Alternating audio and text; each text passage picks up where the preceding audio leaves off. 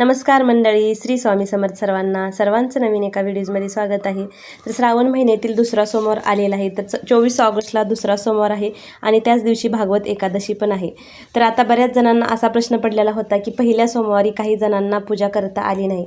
आता काहींना मासिक धर्म होता किंवा सुतक होतं, विटाळ असं काही अडचण असू शकते। तर पहिल्या सोमवारी जर पूजा केली नसेल तर दुसऱ्या सोमवारी ताई आम्ही पूजा करू शकतो का किंवा शिवामूठ अर्पण करू शकतो का, असा प्रश्न बऱ्याच जणांना पडलेला आहे।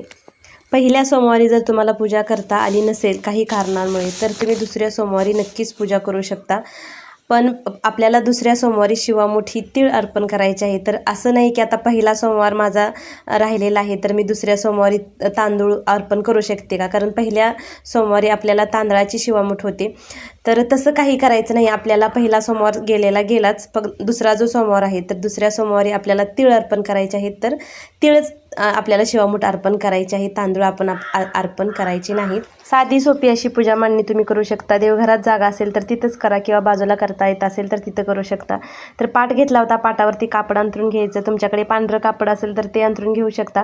तर अगोदर दिवा लावून घेतल्या, दिवाला हळदी कुंकू अक्षदा फूल वाहून घ्यायचा। अग्निदेवाच्या साक्षीने केलेली पूजा लवकर देवापर्यंत पोहोचली जाते। तर गणपती बाप्पांची स्थापना करून घेतली होती, तुम्ही मंदिरामध्ये केली असेल गणपती बाप्पांची स्थापना तरी इथं नाही केली तरीही चालते। तर गणपती बाप्पांना मी अगोदर अभिषेक घालून घेतला, अगोदर पाण्याने नंतर दुधाने नंतर पाण्याने। ओम गण गणपते नमः असा मंत्र म्हणत आपल्याला अभिषेक घालून घ्यायचा। गणपती बाप्पांना हळदी कुंकू अक्षदा लाल फूल असेल तर ते अर्पण करून घ्या, नमस्कार करून घ्यायचा, दुर्वा असतील तर तेही अर्पण करून घ्या। गुळ खोबऱ्याचा नैवेद्य दाखवला तरी चालतो किंवा दूध साखरेचा नैवेद्य दाखवला तरीही चालतो। आता ही पूजा मान्य आहे ती कोणत्या वेळेमध्ये करायची, जर तुम्हाला सकाळी वेळ असेल तर तुम्ही आवर्जून सकाळी करा। ब्रह्ममुहूर्तावर पूजा केलेलीच त्याचं फळ सगळ्यात जास्त भेटलं जातं। पण शंकराची पूजा ही प्रदोष काळामध्ये केलेली अजूनच चांगली असते। जर सायंकाळी वेळ, प्रदोष काळ म्हणजे दुपारनंतर 4:30 नंतर ते 7:30पर्यंत प्रदोष काळ असतो, या वेळेमध्येही तुम्ही करू शकता। जर तुम्हाला त्या वेळेमध्ये जमत नसेल तर तुम्ही सकाळच्या वेळेमध्ये ब्रह्ममुहूर्तावर केली किंवा सकाळी 10 वाजेपर्यंत जरी केली तरीही चालते। असं काही नाहीच की म्हणजे ब्रह्ममुहूर्तावरच झाली पाहिजे, तुमच्या वेळेनुसार। पण सकाळीची पूजा ही 10 वाजेपर्यंत आपली व्हायला हवी, नाही तर मग संध्याकाळी 4 नंतर तुम्ही मग करू शकता। शिवपिंडीला आपल्याला अगोदर अभिषेक घालून घ्यायचा। आता पंचामृत असेल तर त्याने अभिषेक घालू शकता, मधाने अभिषेक तुम्ही घालू शकता, बर्फाने अभिषेक घालू शकता। थंड पदार्थ जे आहेत ना त्याने शंकराच्या पिंडीला अभिषेक घातला जातो। तर अगोदर पाण्याने नंतर दुधाने नंतर पाण्याने। दूध हे कच्चं दूध वापरायचं, कच्च्या दुधाचा अभिषेक घालून घ्यायचा। अभिषेक घालताना ओम नमः शिवाय ओम नमः शिवाय आपली ही संपूर्ण पूजा मांडणी होईपर्यंत आपला हा जप हा चालूच राहिला पाहिजे, तोंडामध्ये तेच अक्षर आलं पाहिजे, ओम नमः शिवाय किंवा श्री शिवाय नमस्तुभ्यम, श्री शिवाय नमस्तुभ्यम असंही तुम्ही म्हणू शकता। तुम्हाला जर महामृत्युंजय मंत्र म्हणता येत असेल तर तो मंत्र म्हणत सुद्धा तुम्ही ही पूजा मांडणी करू शकता। ओम त्र्यंबकम यजामहेम सुगंधिम पुष्टिवर्धनम उर्वारुकमिव बंधनान मृत्युमोक्ष यमामृतात असा मंत्र म्हणला तरीही चालतो। छान असं अभिषेक घालून घेतला की नंतर चंदन लावून घ्यायचं, भस्म लावून घ्यायचा। भस्म हा 3 बोटांनी लावला जातो। कापसाचं वस्त्र असेल तुमच्याकडे तर ते अर्पण करून घ्यायचं किंवा दुसरं पांढरं कोणतं वस्त्र असेल तर तेही तुम्ही अर्पण करू शकता। आता तुमच्याकडे बेलपत्र असतील तर काही नाही भेटलं, 1 बेलपत्र अर्पण केलं तरीही चालतं किंवा तुमच्याकडे 108 बेलपत्र असतील तर तेही तुम्ही अर्पण करू शकता। 11 अर्पण केली बेलपत्र तरीही चालतं। बेलपत्र हे स्वच्छ असावं, त्याला थोडंसं चंदन लावायचं आणि बेलपत्र हे पालतं अर्पण केलं जातं। बेलपत्र आता शंकराच्या पूजेमध्ये बघा पांढरी फुलं निळी फुलं अर्पण केली जातात किंवा धोत्र्याचं फळ। आता कोणत्याच पूजेमध्ये धोत्र्याचं फळ अर्पण केलं जात नाही, पण महादेवाला ते अर्पण केलं जातं, त्यांना ते जास्त प्रिय आहे। तुमच्याकडे जर ते भेटत असेल तर आवर्जून अर्पण करा। जर काहीच नाही भेटलं तरी एखादं फूल असेल तर तेही अर्पण केलं तरीही भरपूर आहे। ते फक्त आपण भक्तिभावाने अर्पण करायचं, जे काही आहे ते। असं काहीच नाही की म्हणजे हेच पाहिजे किंवा तेच पाहिजे। भोलेनाथ एवढे भोले आहेत ना, आपण फक्त 1 लोटा जल जरी अर्पण केलं ना तर तेवढ्यामध्ये सुद्धा ते खुश होतात।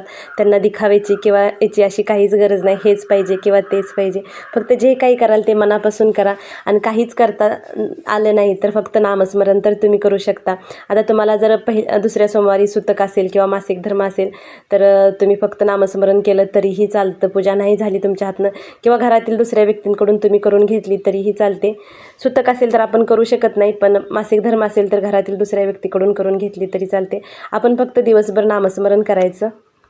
आता दुसऱ्या सोमवारी भागवत एकादशी पण आलेली आहे। तर बऱ्याच महिलांचा एकादशीचा पण उपवास असतो आणि श्रावण सोमवार, तर मग श्रावण सोमवार तर आपल्याला संध्याकाळी सोडावाच लागतो. तर मग एकादशी ही दुसऱ्या दिवशी सोडली जाते. तर काय करावं, तर श्रावण सोमवारला बघा वरवीचा भात म्हणजे भगर आहे तर ती खाल्ली जात नाही. तर तुम्ही संध्याकाळच्या ह्याच्यामध्ये ना तो वरवीचा भात खाल्ला तरी आपला श्रावण सोमवार सुटला जातो आणि एकादशी आहे ती आपण मग दुसऱ्या दिवशी सोडू शकतो.